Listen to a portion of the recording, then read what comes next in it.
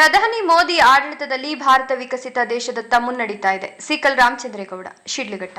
ಪ್ರಧಾನಿ ನರೇಂದ್ರ ಮೋದಿಯವರ ದೂರದರ್ಶಿತ್ವದ ನಾಯಕತ್ವದಲ್ಲಿ ಭಾರತವು ಜಾಗತಿಕ ಮಟ್ಟದಲ್ಲಿ ಮುನ್ನಡೀತಾ ಇದ್ದು 2047ರ ವೇಳೆಗೆ ವಿಕಸಿತ ಭಾರತ ನಿರ್ಮಾಣದ ಗುರಿ ಹೊಂದಲಾಗಿದೆ ಅಂತ ಬಿಜೆಪಿ ಜಿಲ್ಲಾಧ್ಯಕ್ಷ ಸಿಕಲ್ ರಾಮಚಂದ್ರೇಗೌಡ ತಿಳಿಸಿದರು. ನಗರದ ಕೋಟೆ ಶ್ರೀರಾಮ ದೇವಸ್ಥಾನದಲ್ಲಿ ವಿಶೇಷ ಪೂಜೆ ಸಲ್ಲಿಸಿದ ಬಳಿಕ ಅವರು ಮಾತನಾಡಿದರು. 2001ರಲ್ಲಿ ಅಟಲ್ ಬಿಹಾರಿ ವಾಜಪೇಯಿ ಅವರು ನರೇಂದ್ರ ಮೋದಿಯವರ ಸಾಮರ್ಥ್ಯವನ್ನು ಗುರುತಿಸಿ ಗುಜರಾತ್ ಮುಖ್ಯಮಂತ್ರಿಯನ್ನಾಗಿ ಜವಾಬ್ದಾರಿ ನೀಡಿದರು. ಅಲ್ಲಿಂದ ಸತತ 4 ಬಾರಿ ಮುಖ್ಯಮಂತ್ರಿಯಾಗಿ ಗುಜರಾತ್ ಮಾದರಿಯನ್ನ ದೇಶಕ್ಕೆ ಪರಿಚಯಿಸಿದ್ರು.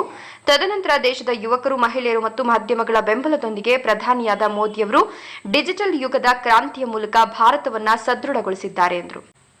ಇದೇ ಸಂದರ್ಭದಲ್ಲಿ ದೇಶದ ಪ್ರಗತಿಗಾಗಿ ಶ್ರಮಿಸುತ್ತಿರುವ ಪ್ರಧಾನಿ ನರೇಂದ್ರ ಮೋದಿ ಅವರಿಗೆ ದೇವರು 100 ವರ್ಷಗಳ ಆಯುಷ್ಯ, ಆರೋಗ್ಯ ನೀಡಲಿ ಅಂತ ಮುಖಂಡರೆಲ್ಲರೂ ಸೇರಿ ದೇವಸ್ಥಾನದಲ್ಲಿ ವಿಶೇಷ ಪ್ರಾರ್ಥನೆ ಸಲ್ಲಿಸಿದರು.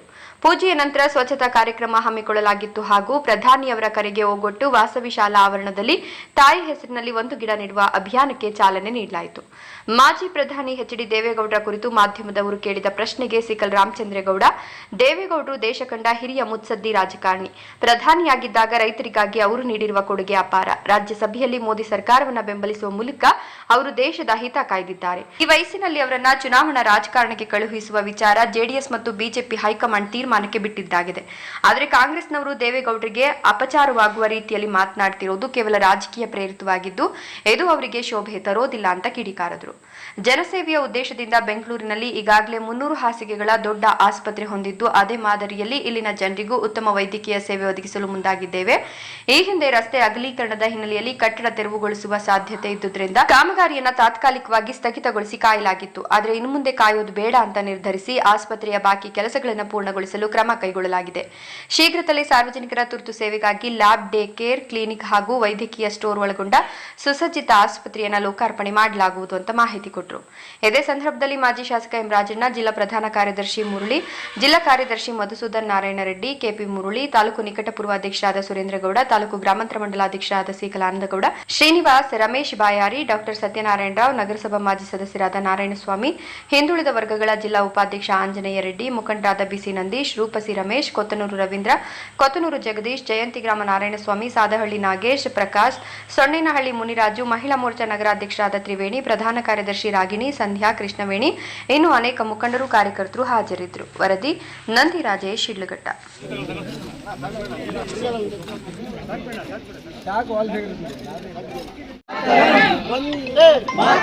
भारत माता की जय, भारत माता की जय, प्रधानी नरेंद्र मोदी जी की जय.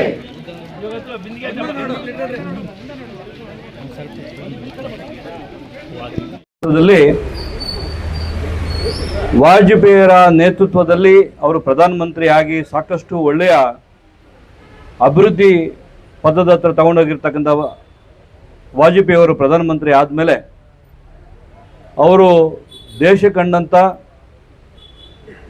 ಒಬ್ಬ ಕಟ್ಟ ಕಡೆಯ ಬಡವರನ್ನು ಒಂದು ಟೀ ಮಾರ್ತಕ್ಕಂಥ ಅವರ ಕುಟುಂಬದಿಂದ ಬಂದು ಏನು ಪಕ್ಷದ ನಿಷ್ಠೆಯಿಂದ ಇರ್ತಕ್ಕಂಥವ್ರನ್ನ, ಯಾವುದೇ ಚುನಾವಣೆಗಳಲ್ಲಿ ಸಕ್ರಿಯವಾಗಿ ಇಲ್ಲದೆ ಇರ್ತಕ್ಕಂಥವ್ರನ್ನ, ಬುದ್ಧಿವಂತರು ಇರ್ತಕ್ಕಂಥದ್ದನ್ನು ನೋಡಿ ಗಮನಿಸಿ ಈ ದೇಶಕ್ಕೆ ಅರ್ಪಿಸಿದ್ದಾರೆ. ಇದಕ್ಕೆ ನಾವೆಲ್ಲರೂ ನಮ್ಮೆಲ್ಲರ ವಾಜಪೇಯಿಯವ್ರನ್ನ ನಾವು ಇವತ್ತು ತಿಳ್ಕೊಬೇಕಾಗತ್ತೆ. ಯಾಕಂದರೆ ಭಾರತದಲ್ಲಿರ್ತಕ್ಕಂಥ ಏನು ಯಾವ ದಿಕ್ಕಿನಲ್ಲಿ ನಡೀತಾ ಇದೆ, ಭಾರತದನ್ನ ಇಲ್ಲೆತ್ಕೊಂಡು ಹೋಗಿ ನಿಲ್ಲಿಸಬೇಕು, ಯಾವ ಥರ ವಿಕಸಿತ ಭಾರತ ಮಾಡಬೇಕಂತ ಕನಸು ಕಂಡಿದ್ದು ನಮ್ಮ ವಾಜಪೇಯಿಯವರು.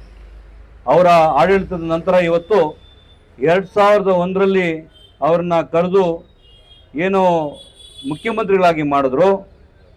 ಅದಾದಮೇಲೆ ಸತತವಾಗಿ 4 ಬಾರಿ ಮುಖ್ಯಮಂತ್ರಿಯಾಗಿ ಮತ್ತೆ ಪ್ರಧಾನಮಂತ್ರಿ ಭಾರತದಲ್ಲಿರ್ತಕ್ಕಂಥವ್ರು ಎಲ್ಲರೂ ಅವ್ರನ್ನ ಏನು ಮಾಡಿರ್ತಕ್ಕಂಥ ಗುಜರಾತ್ ಏನು ಮಾಡಿರ್ತಕ್ಕಂಥ ಆಡಳಿತನ ನೋಡಿ, ಅಭಿವೃದ್ಧಿಯನ್ನು ನೋಡಿ ಇವತ್ತು ಏನು ಪ್ರಧಾನಮಂತ್ರಿಗಳಾಗಿ ಇವತ್ತು ಭಾರತದಲ್ಲಿರ್ತಕ್ಕಂಥವ್ರು ಎಲ್ಲರೂ ಯುವಕರು ಸೇರಿ, ಮಹಿಳೆಯರು ಸೇರಿ ಏನು ಪ್ರಧಾನಮಂತ್ರಿಗೆ ಅವ್ರಿಗೇನಾಗಿ ಓಟ್ ಕೊಟ್ಟಿದ್ದ ಏನು ಅದಾದಮೇಲೆ ಸತತವಾಗಿ 3 ಬಾರಿ ಮತ್ತೆ ಪ್ರಧಾನಮಂತ್ರಿ ಆಗಿ ಭಾರತದಲ್ಲಿ ಇರ್ತಕ್ಕಂಥ ಎಲ್ಲರ ಒಂದು ಏನು ಮಾಡಿರ್ತಕ್ಕಂಥ ಏನು ಸತತವಾಗಿ ಯಾರು ಚುನಾಯಿತ ಪ್ರತಿನಿಧಿಗಳು ಏನಾಗಿತ್ತು ಅವ್ರದ್ದೆಲ್ಲರೂ ಹಿಸ್ಟ್ರಿ ನಾವು ಬ್ರೇಕ್ ಮಾಡಿ ಇವತ್ತು 12 ವರ್ಷ ಏನು ಇವತ್ತು ಅವ್ರ ಆಡಳಿತ ಕೊಟ್ಟಿರ್ತಕ್ಕಂಥದ್ದು ಎಲ್ರಿಗೂ ಗೊತ್ತಿರ್ತಕ್ಕಂಥ ವಿಷಯ.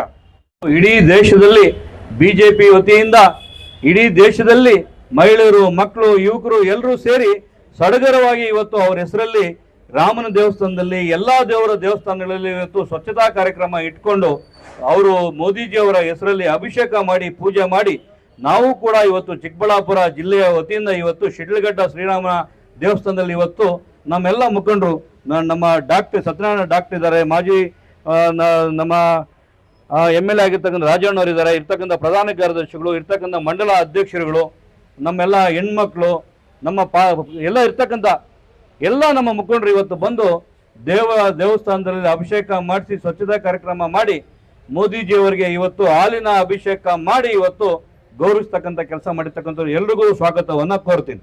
ಮೋದಿಜಿಯವರನ್ನ 100 ವರ್ಷ ದೇವರವರಿಗೆ ಆಯಸ್ಸು ಕೊಡಬೇಕು. ವಿಕಸಿತ ಭಾರತ 2047ಕ್ಕೆ ವಿಕಸಿತ ಭಾರತ ಆಗ್ಬೇಕು ಅಂತ ಹೇಳಿದ್ರೆ ನಾನಿವತ್ತು ಶಿಡ್ಲಘಟ್ಟದಲ್ಲಿ ಒಂದು ಮಾತು ಹೇಳಲೇಬೇಕಾಗತ್ತೆ. ಸಾಕಷ್ಟು ವೈಯಕ್ತಿಕವಾಗಿ ಎಲ್ರಿಗೂ ಅಂಧ ಪ್ರೇಮ ಅಂತ ಇರುತ್ತೆ. ಅಂಧ ಪ್ರೇಮ ಅಂತ ಹೇಳಿದ್ರೆ ಮುಂದೆ ಏನು ಅಂತ ಗೊತ್ತಿರಲ್ಲ, ಕಣ್ಣು ಮುಚ್ಕೊಂಡ್ರೆ ಅವ್ರಿಗೆ ಕಾಣಿಸೋದು ಅವ್ರಿಗೆ ಏನು ಬೇಕು ಅಂತಕ್ಕಂಥ ಸ್ವಾರ್ಥ ಸುಮಾರು ಜನಕ್ಕೆ ಇರುತ್ತೆ. ನನಗೂ ಇದೇನು, ಬಟ್ ಆದರೆ ನನಗಿಲ್ಲ ಅದು.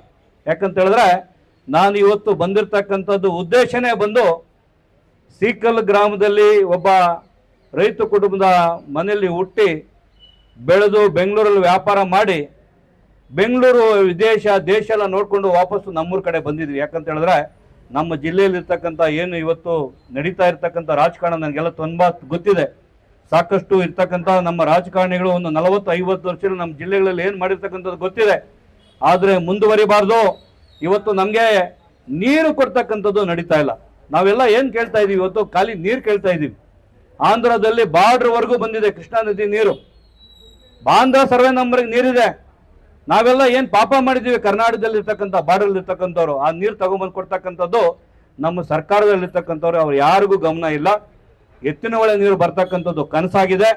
ಕೊಚ್ಚೆ ನೀರು ಇವತ್ತು ಎಲ್ಲರೂ ಇಟ್ಕೊಂಡು ಅದನ್ನ ಇವತ್ತು ಬೆಳೆಗಳು ಬೆಳೆದು ಇವತ್ತು ನಾವು ತಿನ್ನೋದಲ್ದಿರ ಬೆಂಗಳೂರಲ್ಲಿ ಇರ್ತಕ್ಕಂಥವ್ರು ಕೂಡ ಈ ಬೆಳೆಗಳನ್ನ ಕಳಿಸ್ತಾ ಇದ್ದೀವಿ. ಇದು ಒಂದು ಮಾರಕ. ಇವತ್ತು ನಮ್ಮೆಲ್ಲರ ರೈತರ ಹೋರಾಟ ಇರಬೇಕು. ಈ ಸರ್ಕಾರದಲ್ಲಿ ಯಾವ್ಯಾವುದು ತರಲೇ ಇಲ್ಲ ಅಂದ್ರೆ ನಮ್ಮ ಸರ್ಕಾರದಲ್ಲೇ ಕರ್ತಕ್ಕಂಥ ಬದ್ಧತೆ ನಮ್ಗಿದೆ. ಮುಂದಿನ ದಿನಗಳಲ್ಲಿ ನಮ್ಮ ಸರ್ಕಾರ ಬಂದಿದೆ, 100% ಬರುತ್ತೆ.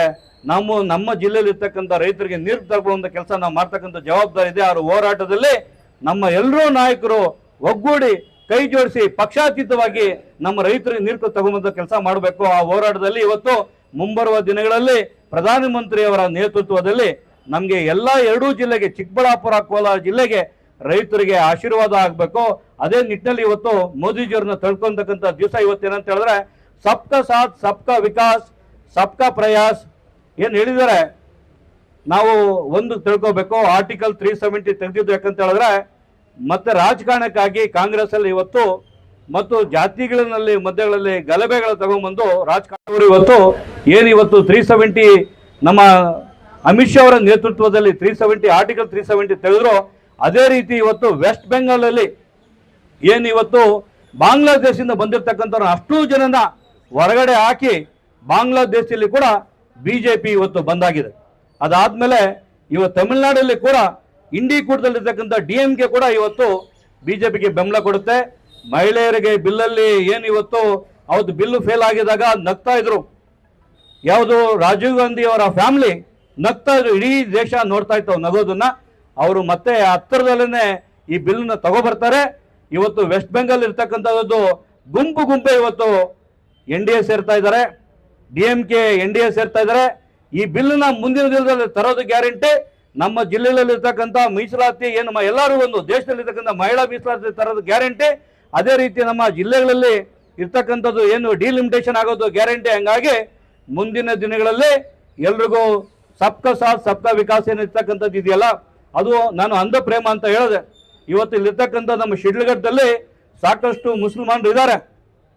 ಯಾವ ಥರ ಬಾಂಗ್ಲಾದೇಶದಲ್ಲಿ ಇರ್ತಕ್ಕಂಥವ್ರು ಒಂದಷ್ಟು ಜನ ಬಂದು ಇಲ್ಲೂ ಸೇರ್ಕೊಂಡಿದ್ದಾರೆ. ಅವ್ರಿಗೆಲ್ಲ ಅಂಧ ಪ್ರೇಮ ಇದೆ. ನಾನು ಎಲ್ರಿಗೂ ರಿಕ್ವೆಸ್ಟ್ ಮಾಡ್ಕೊತೀನಿ, ಭಾರತದಲ್ಲಿ ಎಲ್ಲರೂ ಒಂದೇ, ಹಿಂದೂಗಳು, ಕ್ರಿಶ್ಚಿಯನ್ಸು, ಮುಸ್ಲಿಮ್ಸು ಒಂದೇ. ಅಂಧ ಪ್ರೇಮ ತೋರಿಸ್ತಕ್ಕಂಥದ್ದು ಯಾರಿಗೆ ಯಾರಾದರೂ ಪಾಕಿಸ್ತಾನಕ್ಕೆ ಅಂಧ ಪ್ರೇಮ ತೋರಿಸ್ತಕ್ಕಂಥವ್ರು ಪಾಕಿಸ್ತಾನಕ್ಕೆ ಹೋಗ್ಬೇಕು, ಒಳ್ಳೇದು. ಭಾರತ ಉಳಿಬೇಕಂತ ಹೇಳಿದ್ರೆ ಎಲ್ಲರೂ ಒಗ್ಗಟ್ಟಾಗಿರ್ಬೇಕು. ಯಾರೋ ಅವರು ವೈಯಕ್ತಿಕವಾಗಿ ಅವರ ಪ್ರೇಮಕ್ಕೋಸ್ಕರ ಯಾರೋ ತೋರ್ಸಕ್ಕಂಥ ಪ್ರೀತಿಯಿಂದ ಇಲ್ಲಿ ಗಲಭೆ ಆಗ್ತಕ್ಕಂಥದ್ದು ಬೇಡ. ಎಲ್ಲರೂ ನಾವೆಲ್ಲ ಒಂದೇನೆ. ಯಾರು ನಾವು ರಾಜಕಾರಣಕ್ಕಾಗಿ ಯಾರನ್ನು ಬಳಸ್ಕೊಳ್ಳೋದು ಬೇಡ. ಹಿಂದೂಗಳಾಗ್ಲಿ, ಕ್ರಿಶ್ಚಿಯನ್ಸ್ ಆಗಲಿ, ಇಲ್ಲಿರ್ತಕ್ಕಂಥ ಮುಸ್ಲಿಮ್ಸ್ ಆಗಲಿ, ಎಲ್ಲರೂ ಒಟ್ಟಿಗೆ ವಿಕಸಿತ ಭಾರತಕ್ಕೆ ಕೈ ಜೋಡಿಸ್ಬೇಕು, ಭಾರತನ ಉಳಿಸ್ಬೇಕು. ಹಂಗಾಗಿ ಈ ಒಂದು ನಮ್ಮ ಭಾರತದಲ್ಲಿ ಏನು ಸಬ್ಕಾ ಸಾಥ್ ಸಬ್ಕಾ ವಿಕಾಸ್ ಅಂತ ಸಬ್ಕಾ ಪ್ರಯಾಸ್ ಅಂತ ಹೇಳ್ತಕ್ಕಂಥ ಮೋದಿಜಿಯವರ ಏನು ಇದೆ 2047ಕ್ಕೆ ವಿಕಸಿತ ಭಾರತಕ್ಕೆ ಆಗೋದಕ್ಕೆ ಎಲ್ಲರೂ ಕೈ ಜೋಡಿಸ್ಬೇಕು. ಮುಂಬರುವ ದಿನಗಳಲ್ಲಿ ಭಾರತ ಸುಭಿಕ್ಷ ಆಗಬೇಕು. ಮೋದಿಜಿಯವರು 100 ವರ್ಷ ಆಡಳಿತ ಅವರು ಬದುಕಿರೋವರೆಗೂ ಇರಬೇಕು ಅಂತ ಹೇಳಿ ಇವತ್ತು ನಾವು ಪೂಜೆ ಮಾಡಿದ್ವಿ. ಎಲ್ರಿಗೂ ಒಳ್ಳೇದಾಗಲಿ. ಧನ್ಯವಾದಗಳು. ನಮಸ್ಕಾರ. ಈ ರಾಷ್ಟ್ರಕ್ಕೆ ಇನ್ನೂ ಹೆಚ್ಚು ಹೆಚ್ಚು ಸೇವೆ ಮಾಡಲಿ, ಭಗವಂತ ಅವ್ರಿಗೆ ಒಳ್ಳೆ ಆರೋಗ್ಯ ಕೊಡ್ಲಿ, ಶಕ್ತಿ ಕೊಡ್ಲಿ, ಈ ಪಕ್ಷವನ್ನು ಸದೃಢವಾಗಿ ಬೆಳೆಸಲಿ ಅಂತ ನಾವೆಲ್ಲರೂ ಕೂಡ ಭಗವಂತ ಪ್ರಾರ್ಥನೆ ಮಾಡ್ತಾ, ಇನ್ನೂ ಹಲವಾರು ಯೋಜನೆಗಳನ್ನು ಹೇಳಿದ ಇವತ್ತು ವಿಶೇಷವಾಗಿ ನರೇಂದ್ರ ಮೋದಿ ಅವರು ನಮ್ಮ ದೇಶದ ಕಡು ಬಡವರಿಗೆ ಪ್ರಧಾನಮಂತ್ರಿ ಸ್ವನಿಧಿ ಯೋಜನೆಯನ್ನು ಕೊಟ್ಟರು. ಅದರಲ್ಲಿ ಯಾವುದೇ ಒಂದು ಗ್ಯಾರಂಟಿ ಇಲ್ದಿರ ಹಣವನ್ನು ಕೂಡ ಆ ಕಾರ್ಮಿಕರಿಗೆ ಬೀದಿ ಬದಿ ವ್ಯಾಪಾರಿಗೆ ಕೊಟ್ಟರು. ಅದೇ ರೀತಿ ವಿಶ್ವಕರ್ಮ ಯೋಜನೆಗಳನ್ನು ಕೊಟ್ಟರು. ಇನ್ನೂ ಹಲವಾರು ಯೋಜನೆ ಕೂಡ ನಮ್ಮ ಸ್ನೇಹಿತರು ಹೇಳಿದರೆ ಎಲ್ಲ ಯೋಜನೆ ತಮಗೆಲ್ಲ ಗೊತ್ತಿದೆ. ಇವತ್ತು ನರೇಂದ್ರ ಮೋದಿ ಅವರು ಮತ್ತೊಂದು ಗುರಿ ಇರೋದಿಷ್ಟೇ. ಇವತ್ತು ಈ ರಾಷ್ಟ್ರದಲ್ಲಿ 33% ಮಹಿಳೆಯರ ಮೀಸಲಾತಿ ಅದನ್ನು ತರಬೇಕಂತ ಅದೆಲ್ಲ ಕೂಡ ಪ್ರಯತ್ನ ಮಾಡಿದರೆ ಅದನ್ನು ಮುಂದಿನ ದಿನಗಳಲ್ಲಿ ಭಗವಂತ ಅವರಿಗೆ ಶಕ್ತಿ ಕೊಟ್ಟು ಎಲ್ಲ ಆ ವಿಧಾನ ಲೋಕಸಭೆಯಲ್ಲಿ ಮತ್ತು ರಾಜ್ಯಸಭೆಯಲ್ಲಿ ಅವರಿಗೆ ಶಕ್ತಿ ಕೊಟ್ಟು ಮತ್ತೆ ಆ ಒಂದು ಬಿಲ್ಲನ್ನು ಕೂಡ ಪಾಸ್ ಮಾಡೋಕ್ಕೆ ಭಗವಂತ ಅವರಿಗೆಲ್ಲ ಶಕ್ತಿ ಕೊಡಲಿ. ಅಲ್ಲಿರ್ತಕ್ಕಂಥ ಎಲ್ಲ ಜನಪ್ರತಿನಿಧಿಗಳು ಒಂದು ಮನಸ್ಸು ಮಾಡಿ ಆ ಬಿಲ್ಲನ್ನು ತಂದು ಇವತ್ತು ನಮ್ಮ ನಾರಿ ಶಕ್ತಿ ಯೋಜನೆಯಲ್ಲಿ ಬಹಳಷ್ಟು ಮಹಿಳೆಯರು ಕೂಡ ಈ ರಾಜಕಾರಣದಲ್ಲಿ ಇನ್ನೂ ಸಕ್ರಿಯವಾಗಿ ಭಾಗವಹಿಸುವಂತ ಶಕ್ತಿ ಕೊಡ್ಲಿ ಅಂತ ಹೇಳ್ತಾ, ನರೇಂದ್ರ ಮೋದಿ ಅವರು ಈ ರಾಷ್ಟ್ರವನ್ನು ಇನ್ನು 2047ಕ್ಕೆ ಈ ಏನು 100 ವರ್ಷಗಳ ಈ ಒಂದು ಸ್ವಾತಂತ್ರ್ಯ ಬಂದ ನಂತರ ಒಂದು ವಿಕಸಿತ ಭಾರತ ಕಲ್ಪನೆ ಆಗಬೇಕು. ಅದು ನಾವೆಲ್ಲರೂ ಕೂಡ ಕೈ ಜೋಡಿಸೋಣ. ಭಗವಂತ ಎಲ್ಲರೂ ಕೂಡ ಆ ನರೇಂದ್ರ ಮೋದಿ ಅವರ ಆರೋಗ್ಯ, ಶಕ್ತಿ, ಅವರ ಒಂದು ಏನು ಆಡಳಿತ ಇನ್ನೂ ಉತ್ತಮವಾಗುತ್ತ ಆ ಭಗವಂತನ ಪ್ರಾರ್ಥನೆ ಮಾಡ್ತಾ ಈ ಒಂದು ಅವಕಾಶಕ್ಕೆ ವೇದಿಕೆಗೆ ವಂದಿಸಿ. ವಿಶೇಷವಾಗಿ ಈ ದಿನ ಮೋದಿಜಿಯವರ ಏನು 2001ನೇ ಇಸ್ವಿಯಲ್ಲಿ ನಮ್ಮ ವಾಜಪೇಯಿಯವರು ಮೋದಿಜಿಯವರನ್ನು ಗುರುತಿಸಿ ಅವರಿಗೆ ಮುಖ್ಯಮಂತ್ರಿಗಳಾಗಿ ಏನು ಮಾಡಿದ್ರು, ಮಾಡಾದ್ಮೇಲೆ ಸತತವಾಗಿ ಅವರು 4 ಬಾರಿ ಮುಖ್ಯಮಂತ್ರಿಗಳಾಗಿ ಗುಜರಾತ್ ಮಾಡಲಾಗಿ ಮಾಡಿದ್ರು. ಗುಜರಾತ್ ಮಾಡಲಾಗಿ ನೋಡಾದ್ಮೇಲೆ ಭಾರತೀಯ ಜನತಾ ಪಾರ್ಟಿ BJP ಪಕ್ಷ ಸಾಕಷ್ಟು ಸುದೃಢವಾಗಿ ಭಾರತದಲ್ಲಿ ಬೆಳೀತಾ ಇತ್ತು.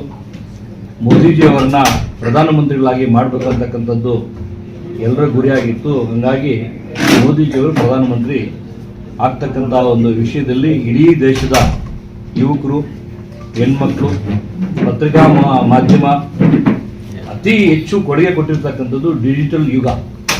ಅವ್ರು ಮಾಡಿರ್ತಕ್ಕಂಥ ಕೆಲಸಗಳನ್ನ ಇಡೀ ದೇಶಕ್ಕೆ ತಿಳಿಸ್ಕೊಟ್ಟಿರ್ತಕ್ಕಂಥದ್ದು ಪತ್ರಿಕಾ ಮಾಧ್ಯಮ ಟೆಕ್ನಾಲಜಿ. ಹಾಗೆ ತಮಗೂ ಕೂಡ ಈ ದಿನ ವಿಶೇಷವಾಗಿ ಧನ್ಯವಾದಗಳನ್ನು ಅರ್ಪಿಸ್ತೀವಿ.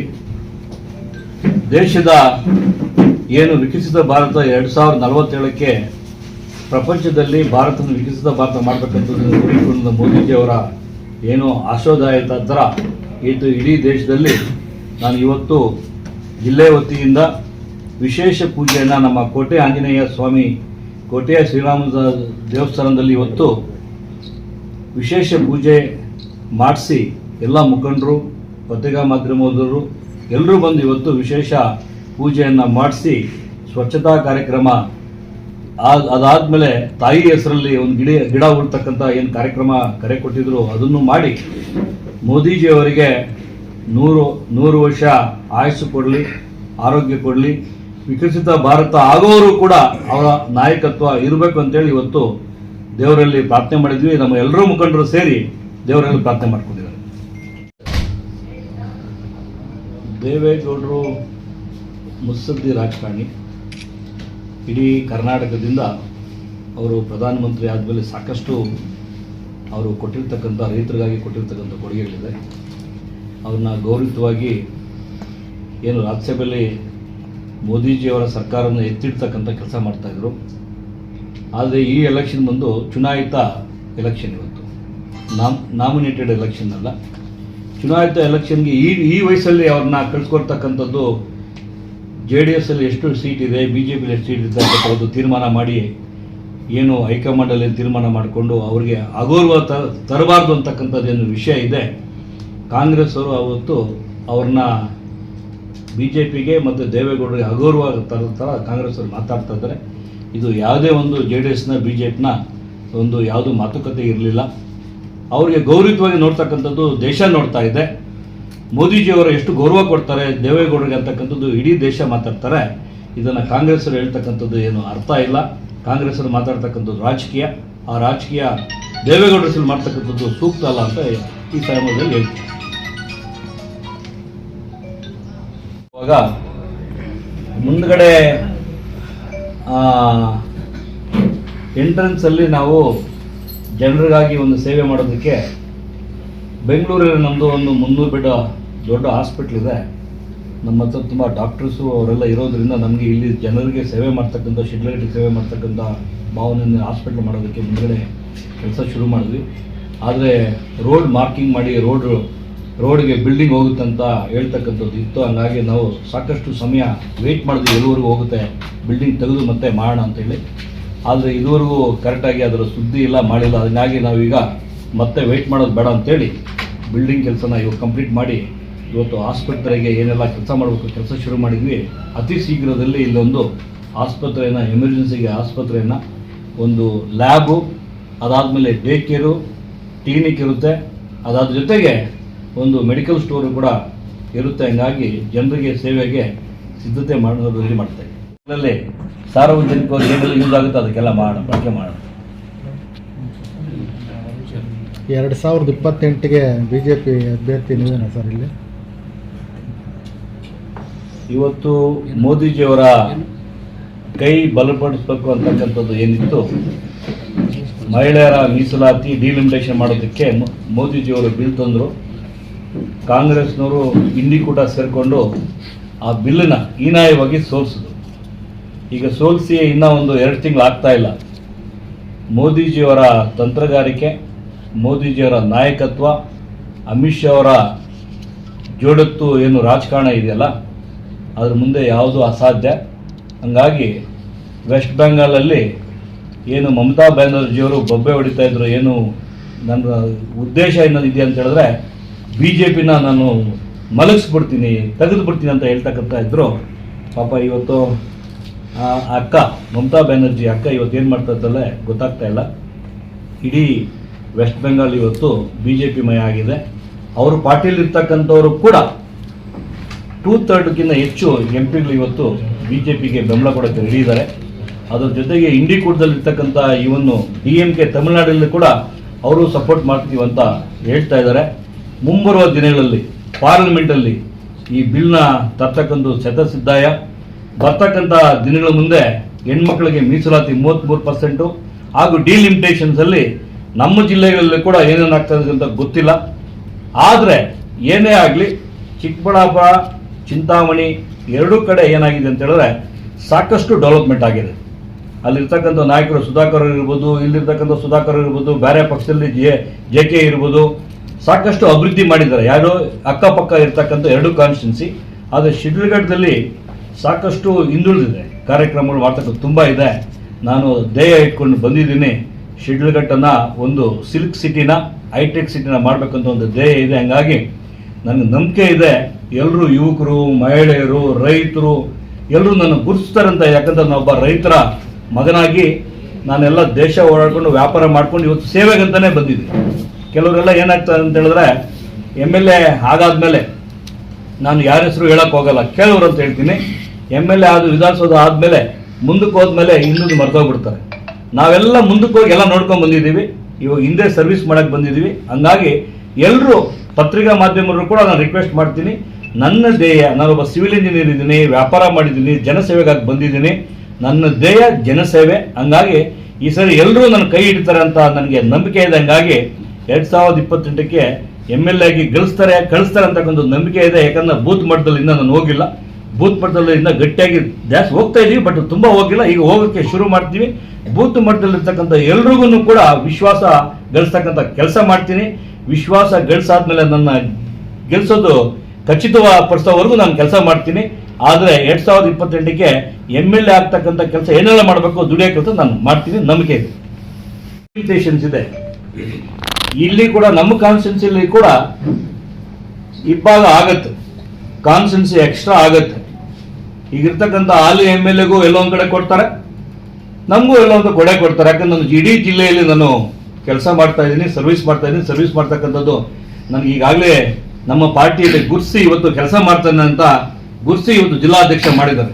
ನಮ್ಮ ಪಕ್ಷದಲ್ಲಿ ಇರ್ತಕ್ಕಂಥದ್ದು ಸಾಮಾನ್ಯ ಕಟ್ಟ ಕಡೆಯ ಏನು ಕಾರ್ಯಕರ್ತರನ್ನು ಕೂಡ ಕೆಲಸ ಮಾಡ್ತಂತೆ ಗುರ್ಸಿ ಇವತ್ತು ಅವರನ್ನ ಪ್ರಧಾನಮಂತ್ರಿ ಮಾಡಿದ್ದಾರೆ, ಮೋದಿಜಿ ಅವರನ್ನ. ಅದಾದ್ಮೇಲೆ ಎಷ್ಟೋ ಜನ ಫಸ್ಟ್ ಟೈಮ್ MLA ಆಗಿರೋರನ್ನ ಚೀಫ್ ಮಿನಿಸ್ಟರ್ ಮಾಡಿದ್ದಾರೆ. ಹಂಗಾಗಿ ಏನು ದೊಡ್ಡ ವಿಷಯ ಅಲ್ಲ, ನಮ್ಮ ಪಕ್ಷದಲ್ಲಿ ಗುರ್ಸಿ ಅಧ್ಯಕ್ಷ ಮಾಡಿದ್ದಾರೆ. ಮುಂದಿನ ದಿನಗಳಲ್ಲಿ ನನ್ನನ್ನ MLA ಕೂಡ ಮಾಡ್ತಾರೆ ಅಂತಕ್ಕಂಥದ್ದು ನನಗೊಂದು ನಂಬಿಕೆ ಇದೆ. ಇಲ್ಲಿ ಕಾನ್ಸ್ಟಿಟ್ಯೂನ್ಸಿ ಶಿಡ್ಲಘಟ್ಟದಲ್ಲಿ ಕಾನ್ಸ್ಟಿಟ್ಯೂನ್ಸಿ ಇಬ್ಬಾಗ ಆಗ್ತಕ್ಕಂಥದ್ದು ಒಂದಷ್ಟು ಕಾಣಿಸ್ತಾ ಇದೆ. ಇಬ್ಬಾಗ ಆದಾಗ ಏನಾಗುತ್ತೆ, ಹಂಚಿಕೆ ಮಾಡ್ತಾರೆ. ಗೌರವಿತವಾಗಿ ಅವ್ರ ಸರ್ವಿಸ್ನ ಅವ್ರ ಪಕ್ಷದಲ್ಲಿ ಅವ್ರನ್ನ ಗುರುಸ್ತಾರೆ, ನಮ್ಮ ಪಕ್ಷದಲ್ಲಿ ನಮ್ಮನ್ನು ಗುರುಸ್ತಾರೆ. ಈಗಾಗಲೇ ಉದಾಹರಣೆ ನಾನು ಹೇಳಿದ್ದೀನಿ, ಜಿಲ್ಲಾಧ್ಯಕ್ಷ ನಾನು ಕೆಲಸ ಮಾಡಿದ್ದೀನಿ ಅಂತ ಗುರುಸಿ ಜಿಲ್ಲಾಧ್ಯಕ್ಷ ಕೊಟ್ಟಿದ್ದಾರೆ. ಅದೇ ರೀತಿ ಕೂಡ ನಮ್ಮ ಪಕ್ಷದಲ್ಲಿ ಗುರುಸಿ ನನಗೆ ಇಲ್ಲಿ ಒಂದು ಆದ್ಯತೆ ಕೊಡ್ತಾರೆ ಅಂತ ನಂಬಿಕೆ ಇದೆ. ಜನರು ವಿಶ್ವಾಸ ಗಳಿಸ್ತಕ್ಕಂಥ ನಂದು ಕರ್ತವ್ಯ ಇದೆ, ಆ ಕೆಲಸ ನಾನು ಮಾಡ್ತೀನಿ. ಜನರ ಸೇವೆ ಮಾಡ್ತಕ್ಕಂಥದ್ದು ಬೇರೆ, ರಾಜಕಾರಣನೇ ಬೇರೆ. ರಾಜಕಾರಣ ಮಾಡುವಾಗ ರಾಜಕಾರಣ ಬರುತ್ತೆ, ಜನರ ಸೇವೆ ಯಾರಾದರೂ ಮಾಡ್ಬೋದು. ತಮೀಮು ಕೂಡ ಹೋಗ್ಬಿಟ್ಟು ಚಿಕ್ಕಬಳ್ಳಾಪುರ ನಾನು ಏನೊಂದು ಕೊಡ್ತೀನಿ ಯಾರಾದರೂ ಕೇಳೋರಿದ್ದಾರೆ, ಕ್ವಶನ್ ಯಾರು ಕೇಳಂಗಿಲ್ಲ. ಸಂದೀಪ್ ರೆಡ್ಡಿನ ಕೊಡ್ಬೋದು, ಡಾಕ್ಟರ್ ಕೆ ಸುಧಾಕರ್ ಕೊಡ್ಬೋದು. ಸಂಪನ್ಮೂಲದ ಬರೆದುಕೊಂಡು ಚೆನ್ನಾಗಿ ದುಡ್ಡಿದೆ ಸರ್ವಿಸ್ ಮಾಡ್ಬೇಕಂತ ಮನೋಭಾವನೆಯವರು ಯಾರಾದರೂ ಮಾಡ್ಬೋದು, ಅವರಿಬ್ಬರೇ ಅಲ್ಲ. ಹಂಗಾಗಿ ರಾಜಕಾರಣನೇ ಬೇರೆ, ಸರ್ವಿಸೇ ಬೇರೆ. ನಾವು ಎರಡು ಮಿಕ್ಸ್ ಮಾಡೋದು ಬೇಡ.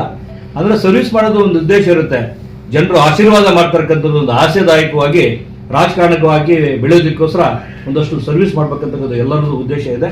ಅದರಲ್ಲಿ ನಾನು ಕೂಡ ಇದ್ದೀನಿ. ನಾನು ಸರ್ವಿಸ್ ಮಾಡಿದ್ರೆ ನಾನು ಗುರುಸ್ತಾರೆ ಅಂತಕ್ಕಂಥದ್ದು ಏನು ಮಾಡ್ಕೊಂಡು ಬಂದಿರ್ತಕ್ಕಂಥದ್ದು ಸಮಾಜ ಸೇವೆ ಮಾಡ್ತಕ್ಕಂಥದ್ದು ಒಂದು ಏನು ಉದ್ದೇಶ ಅಂತ ಹೇಳಿದ್ರೆ ಮುಂಬರುವ ದಿನದಲ್ಲಿ ಎಲ್ಲರೂ ಆಶೀರ್ವಾದ ಮಾಡ್ತಕ್ಕಂಥದ್ದು. ಯಾರು ಕೆಲಸ ಮಾಡ್ತಾರೆ ಕೂಲಿ ಕೊಡ್ತಾರಲ್ಲ, ಅದೇ ಥರನೂ ಜನರು ಗುರುಸ್ತಾರೆ ಅಂತಕ್ಕಂಥದ್ದನ್ನ ಈ ಸಮಾಜ ನಡ್ಕೊಂಡು ಬಂದಿರ್ತಕ್ಕಂಥ ಪದ್ಧತಿ.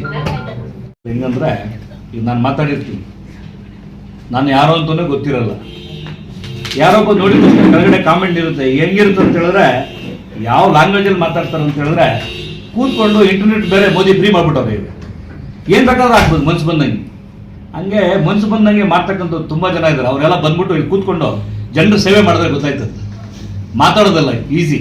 ಯಾರು ಬೇಕಾದ್ರೂ ಕಾಮೆಂಟ್ ಆಗ್ಬೋದು, ಯಾರು ಬೇಕಾದ್ರೂ ಏನೇನು ಮಾಡ್ಬೋದು, ಏನು ಬೇಕಾದ್ರೂ ಲೈಕ್ ಮಾಡ್ಬೋದು.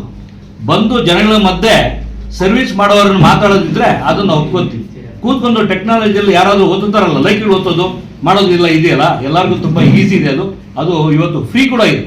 ಮೋದಿಜಿಯವರು ಮಾಡಿರ್ತಕ್ಕಂಥ ಏನು ಟೆಕ್ನಾಲಜಿ ಇವತ್ತು ದೇಶಕ್ಕೆ ಕೊಟ್ಟಿರ್ತಕ್ಕಂಥದ್ದು ಕೊಡುಗೆ ತುಂಬ ಫ್ರೀಯಾಗಿ ಕೊಟ್ಟಿದ್ದಾರೆ. ಹಂಗಾಗಿ ಕೆಲವರೆಲ್ಲ ತುಂಬ ಮನೆಯಲ್ಲೇ ಕೂತು ಇಷ್ಟ ಬಂದಂಗೆ ಮಾಡ್ತಕ್ಕಂಥದ್ದು ಇದೆ.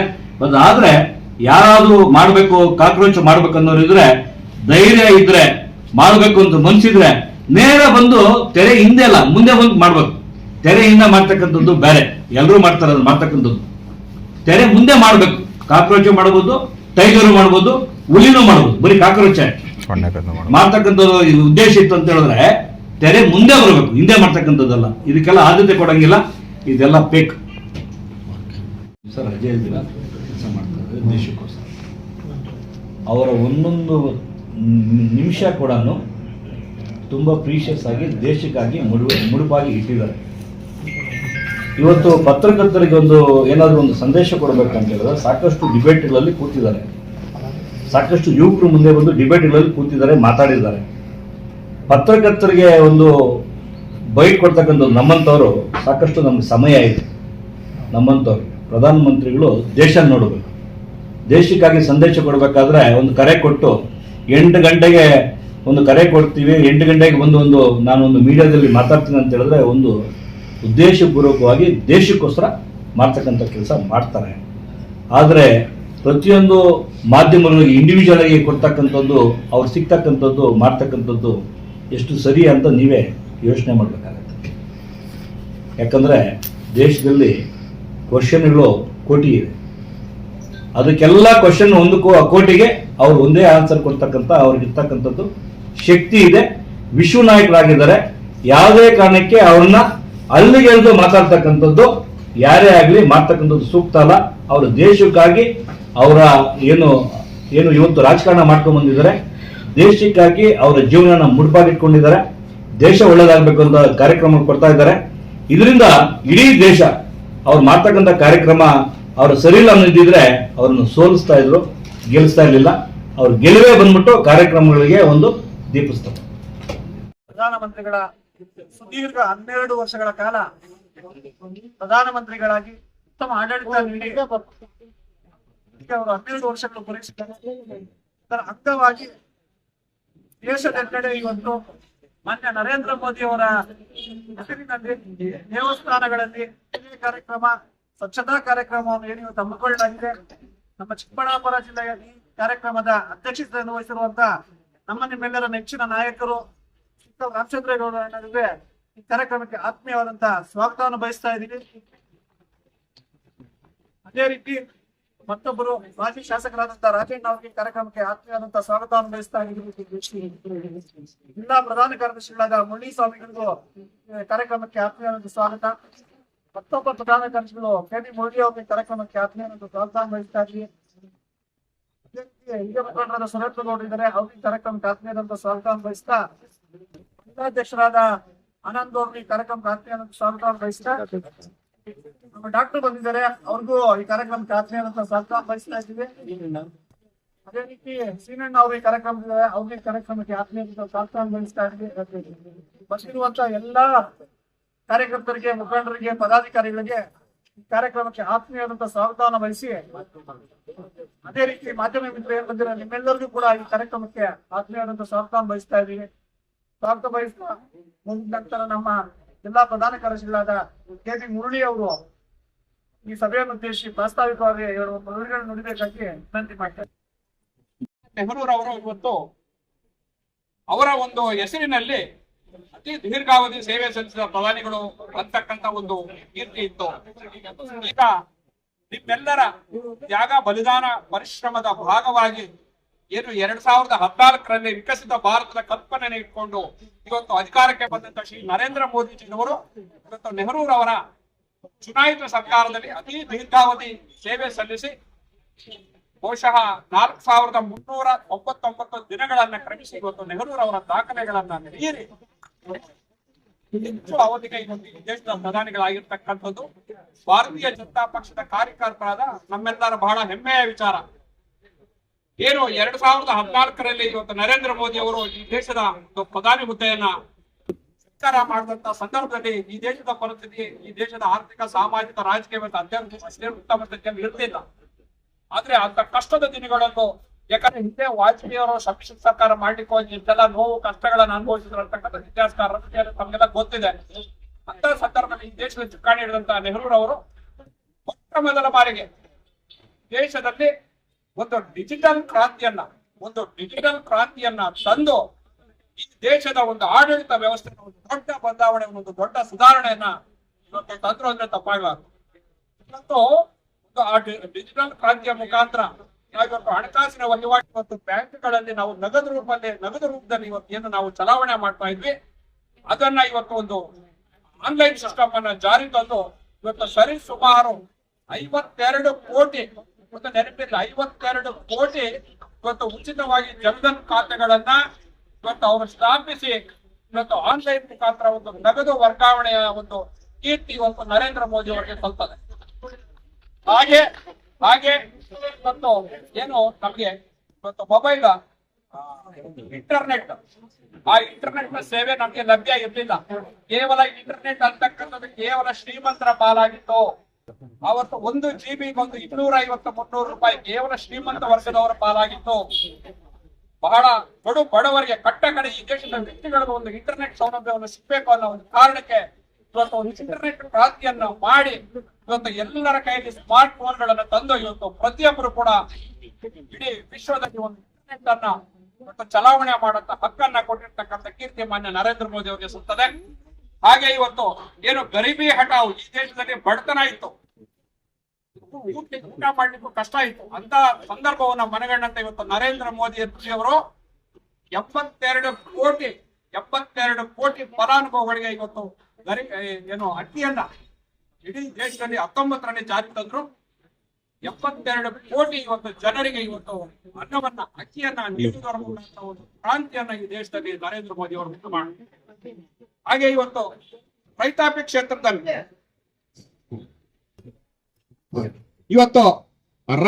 ಕ್ಷೇತ್ರದಲ್ಲಿ ಇವತ್ತು ಕೃಷಿ ಜೀವನ, ಕೃಷಿ ಬದುಕು ಎಷ್ಟು ಕಷ್ಟ ಇದೆ ಅಂತ ತಮ್ಮೆಲ್ಲರಿಗೂ ಗೊತ್ತಿದೆ.